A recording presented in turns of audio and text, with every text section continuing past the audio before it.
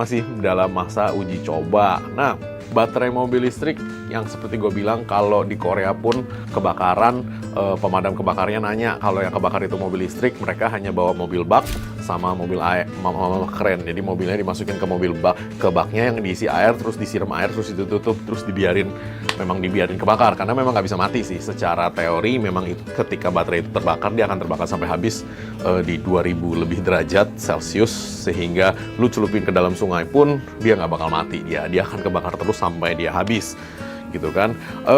Kalau menurut gue, teknologi apa yang bisa dikembangkan buat nyegah kebakaran EV? Oke.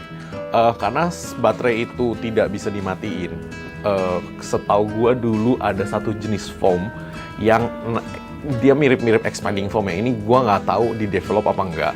Jadi this is a long time ago ya. Ada sejenis foam yang di develop oleh perusahaan Jerman, yang memang dia ketika nembak ke buka itu dia jadi keras dan dia anti api. Nah, mungkin itu bisa lebih diimplementasi juga. Jadi ketika misalkan kebakar, kalau kenapa-napa dia akan, foamnya itu akan nembak dan kebuka.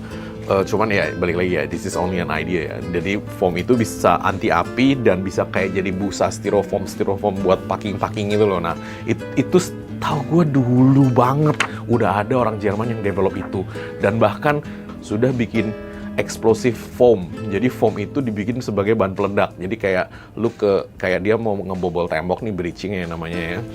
Dia kasih foam itu, terus dicolok detonator dan foam itu yang meledak, setahu gue ya.